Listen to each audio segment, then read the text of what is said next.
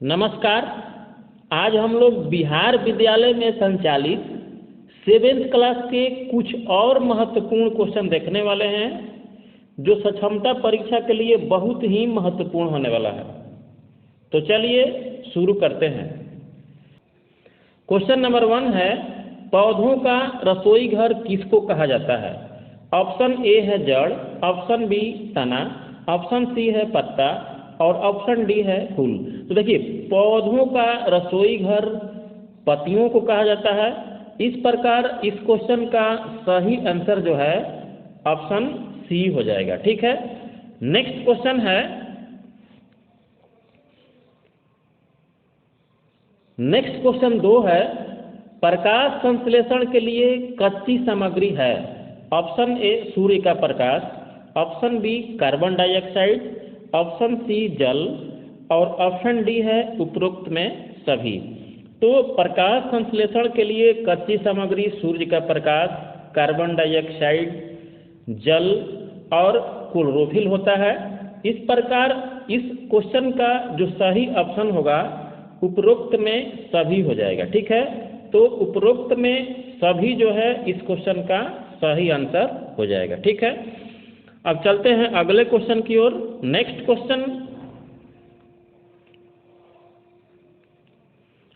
Question 3 है, प्रकाश संश्लेषण की प्रक्रिया में मुक्त होती है।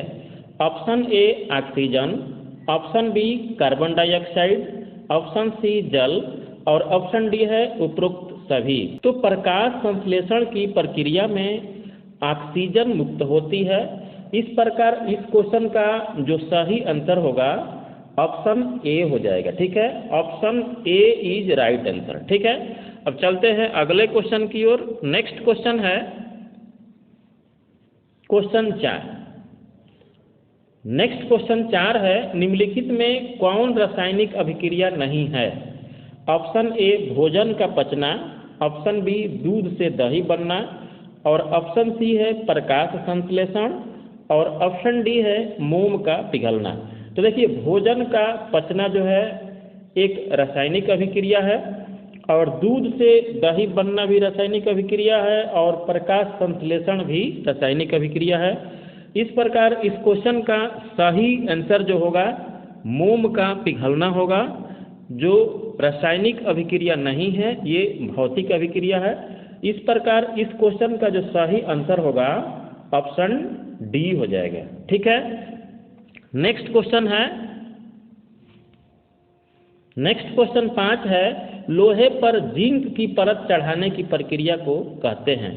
Option A paint, option B कलई, ऑप्शन सी है जसद लेपन और ऑप्शन डी है इनमें से कोई नहीं। तो देखिए, लोहे पर जिंक की परत चढ़ाने की प्रक्रिया को जसद लेपन कहा जाता है, इसे जस्तीकरण भी कहा जाता है, इसे गैल्वेनीकरण भी कहा जाता है।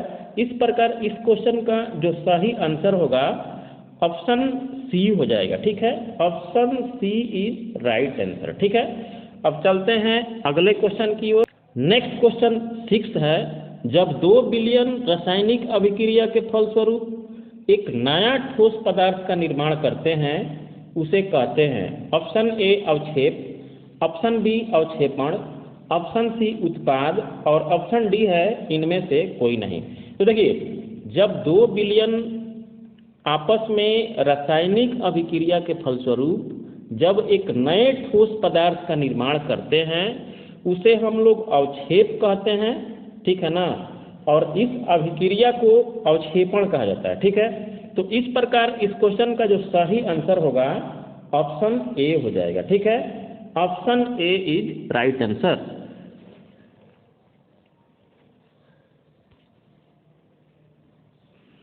नेक्स्ट क्वेश्चन है, नेक्स्ट क्वेश्चन 7 है, कौन ऐसा पौधा है जो पोषण के लिए दूसरे पौधों पर निर्भर रहता है? ऑप्शन ए अमरबेल, ऑप्शन बी है घटपाणी और ऑप्शन सी है कैक्टस और ऑप्शन डी है इनमें से कोई नहीं। तो देखिए, अमरबेल एक ऐसा पौधा है जो पोषण के लिए किसी दूसरे पौधों पर निर्भर रहता है। इस प्रकार इस क्वेश्चन का जो सही आंसर होगा ऑप्शन ए अमरबेल हो जाएगा। ठीक है, तो इस क्वेश्चन का सही आंसर क्या हो जाएगा? इस क्वेश्चन का सही आंसर ऑप्शन ए हो जाएगा। ठीक है, अब चलते हैं नेक्स्ट क्वेश्चन की ओर। नेक्स्ट क्वेश्चन नंबर 8 है, कीटभक्षी पौधा है। ऑप्शन ए अमरबेल, ऑप्शन बी घटपर्णी, ऑप्शन सी है कैक्टस और ऑप्शन डी है इनमें से कोई नहीं। तो कीटभक्षी पौधा जो है घटपर्णी होता है ना। इस प्रकार इस क्वेश्चन का जो सही आंसर होगा ऑप्शन बी हो जाएगा। ठीक है, अब चलते हैं अगले क्वेश्चन की ओर। नेक्स्ट क्वेश्चन नंबर 9 है, मृतजीवी पौधा है। ऑप्शन ए अमरबेल, ऑप्शन बी है घटपर्णी और ऑप्शन सी है कुकुरमुत्ता और ऑप्शन डी है इनमें से कोई नहीं। तो मृतजीवी पौधा कुकुरमुत्ता होता है ना। इस प्रकार इस क्वेश्चन का सही आंसर ऑप्शन सी हो जाएगा। ठीक है, तो इस क्वेश्चन का सही आंसर जो है ऑप्शन सी हो जाएगा। ठीक, अब चलते हैं अगले क्वेश्चन की ओर। नेक्स्ट क्वेश्चन नंबर 10 है, अचार किसके कारण खराब हो जाता है? ऑप्शन ए है कवक, ऑप्शन बी है जीवाणु और ऑप्शन सी है विषाणु और ऑप्शन डी में है इनमें से कोई नहीं। तो देखिए, कवक के कारण जो है ना अचार खराब हो जाता है। इस प्रकार इस क्वेश्चन का सही आंसर जो है ऑप्शन ए कवक हो जाएगा। ठीक है, अब चलते हैं अगले क्वेश्चन की ओर। नेक्स्ट क्वेश्चन 11 है, आलू का झुलसा रोग किसके कारण होता है? ऑप्शन ए कवक, ऑप्शन बी जीवाणु, ऑप्शन सी विषाणु, ऑप्शन डी है इनमें से कोई नहीं। ठीक है, तो देखिए आलू का जो झुलसा रोग होता है ये भी कवक के कारण ही होता है। इस प्रकार इस क्वेश्चन का जो सही आंसर होगा ऑप्शन ए हो जाएगा। ठीक है, अब चलते हैं अगले क्वेश्चन की ओर।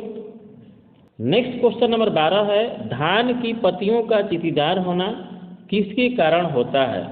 ऑप्शन ए कवक, ऑप्शन बी जीवाणु और ऑप्शन सी है विषाणु और ऑप्शन डी है इनमें से कोई नहीं। तो देखिए, धान की पत्तियों का चींटीदार होना ये भी कवक के कारण ही होता है।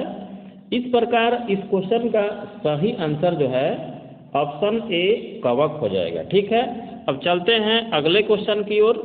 नेक्स्ट क्वेश्चन नंबर 13 है, कवक के कारण मनुष्य में होने वाला रोग है। ऑप्शन ए खुजली, ऑप्शन बी दिनाय, ऑप्शन सी सिहुली और ऑप्शन डी है इनमें से सभी। ऑप्शन डी है उपरोक्त सभी। तो देखिए, कवक के कारण मनुष्य में खुजली, दिनाय और सिहुली ये तीनों होता है। ठीक है ना। इस प्रकार इस क्वेश्चन का जो सही आंसर होगा ऑप्शन डी उपरोक्त में सभी हो जाएगा। ठीक है, अब चलते हैं अगले क्वेश्चन की ओर। नेक्स्ट क्वेश्चन 14 है, पौधों में नाइट्रोजन किससे प्राप्त होता है? ऑप्शन ए राइजोबियम जीवाणु, ऑप्शन बी कवक, ऑप्शन सी है फंगस और ऑप्शन डी है उपरोक्त सभी। तो देखिए, पौधों में नाइट्रोजन जो है राइजोबियम जीवाणु द्वारा प्राप्त होता है। ये जो है दलहनी पौधों के जड़ों में रहता है। ठीक है ना, और इसी के द्वारा पौधों में नाइट्रोजन की प्राप्ति होती है। इस प्रकार इस क्वेश्चन का सही आंसर जो है ऑप्शन ए राइजोबियम जीवाणु हो जाएगा। ठीक है, नेक्स्ट क्वेश्चन है,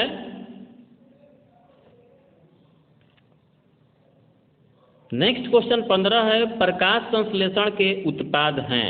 option A carbohydrate, option B oxygen, option C जल और ऑप्शन डी है ए और बी दोनों। तो देखिए, प्रकाश संश्लेषण में उत्पाद के रूप में हमें कार्बोहाइड्रेट और ऑक्सीजन दोनों प्राप्त होता है। इस प्रकार इस क्वेश्चन का जो सही आंसर होगा ऑप्शन डी होगा, जिसमें लिखा हुआ है ए और बी दोनों। ठीक है, इस प्रकार इस क्वेश्चन का जो सही आंसर होगा ऑप्शन डी हो जाएगा। ठीक है, फिर मिलते हैं कुछ और महत्वपूर्ण क्वेश्चन के साथ। धन्यवाद।